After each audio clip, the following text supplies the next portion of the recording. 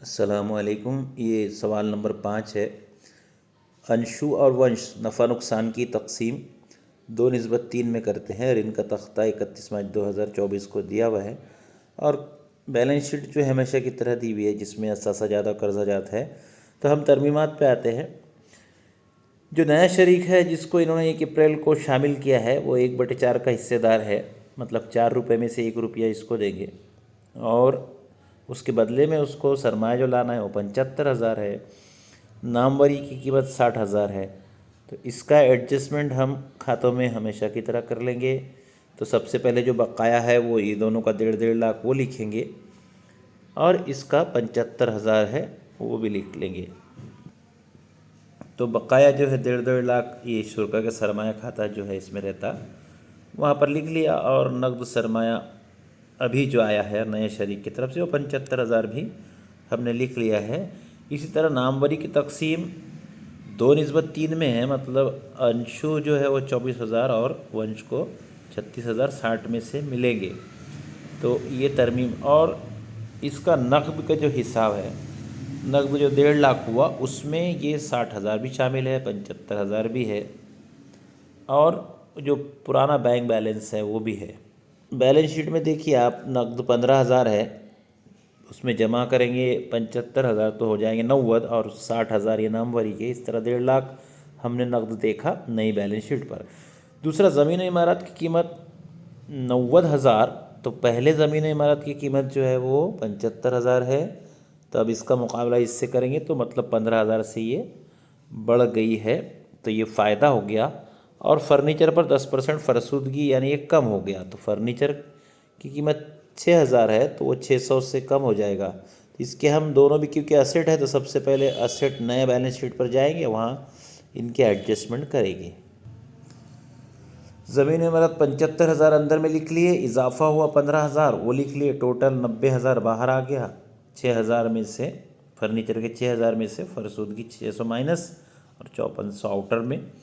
इस तरह से ज़मीन इमारत की कीमत क्योंकि बढ़ गई इसलिए क्रेडिट पर 15,000 और फर्नीचर के 600 कम हो गए तो वो डेबिट पर। तो ये तरमीम का हल 2 जगह पर कर दिया।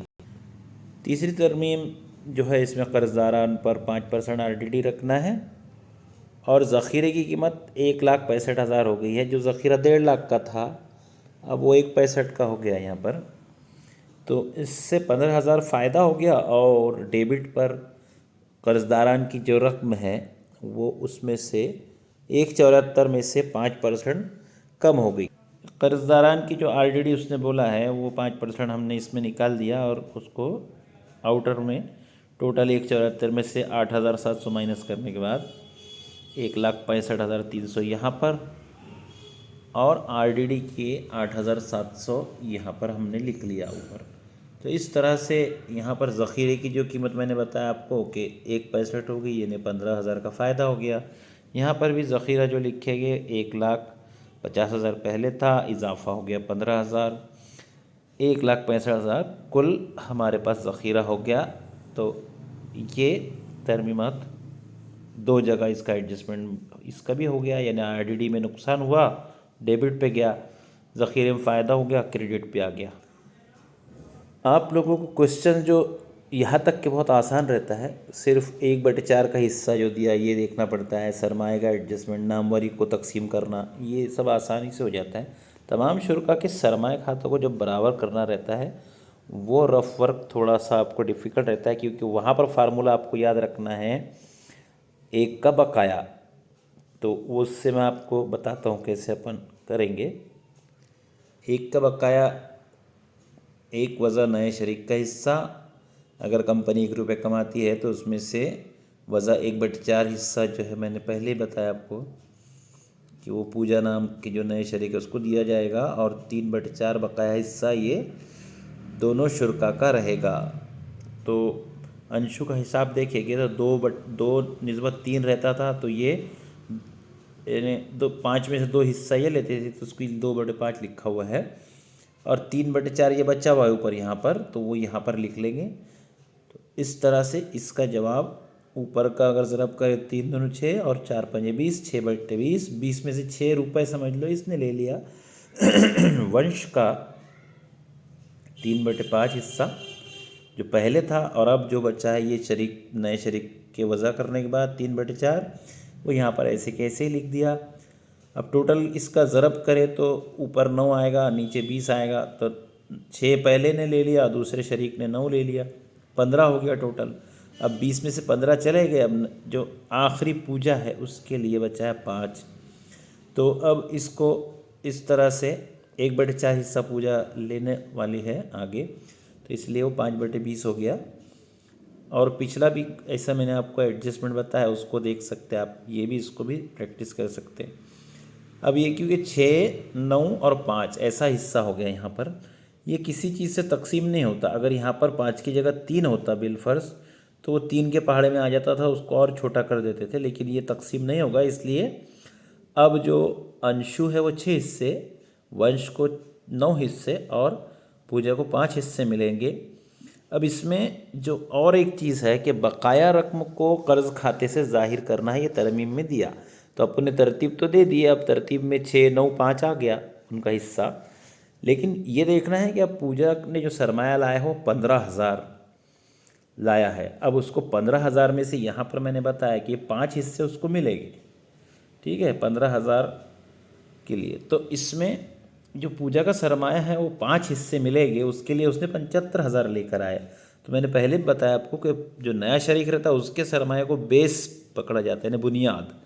तो वो 75,000 अपने आसानी के लिए मैं बोल रहा हूँ कि 15,000 के 4 टुकड़े, उसका तनासुब देखा जाए तो मतलब ये 5 हिस्से लेने के लिए अगर 75,000 ला रहा है, तो अंशु को जो सरमाया है वो क्योंकि 6 हिस्से है सबसे पहले ये, तो 6 को 15 से ज़रब करें तो 90,000 इसको लाना होगा।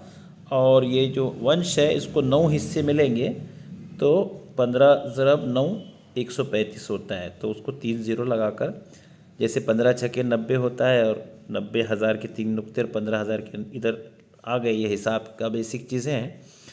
तो मतलब 15,000 ज़रब 6 तो 90,000, और 15,000 ज़रब 9 1,35,000 होता है। तो ये जो नकद का हिसाब मैंने आपको बताया कि सरमाया नाम वरियर, वो पहले ही बता चुका आपको कि 1.5 लाख कैसे होता है। तो इस तरह से इसके कैलकुलेशन हो जाते हैं। और इसके बाद में अपन देखेंगे कि कर्ज़ ख़्वान की यहाँ पर भी कोई तरमीम में जगह नहीं है, इसलिए उसको वैसे ही लिख लेंगे। इसके अलावा प्लांट की यानी कोई तरमीम नहीं है, तो जो चीज़ की तरमीम नहीं रहती उसको जो जहाँ पर है वहाँ असेट से असेट पर और कर्जात से कर्जात पे लेकर चले जाते हैं। तो इसमें की बाकी की चीज़ें, जैसे यहाँ पर नीचे तरमीम में ज़मीन इमारत दिया, फर्नीचर दिया, कर्ज़दारान दिया, ज़ख़ीरा दिया, इन 4 मदों को दिया है। तो इसमें नकद का तो हिसाब बता दिया, और प्लांट को वैसे के वैसे लिख देंगे, और कर्ज़ ख़्वान को तो ये अपनी अपनी जगह पे हो गया। अब खाते बंद करेंगे।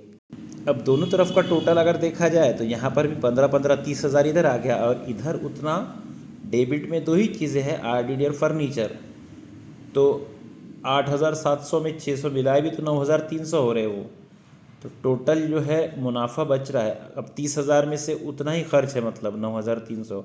तो बाकी दोनों के 2 हिस्सा और 3 हिस्सा बांट दिया। तो यहाँ पर तरमीम मुनाफा अंशु को मिल रहा है 8,280, वंश को मिल रहा है 12,420 रुपये।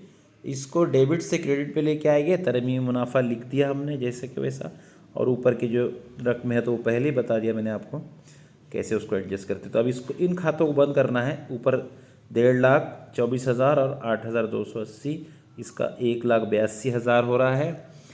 और ये 1,82 में से 90 इसके पास में है, यानी 90 इसने लेकर आया, जैसे अपन ने हिसाब करे वो।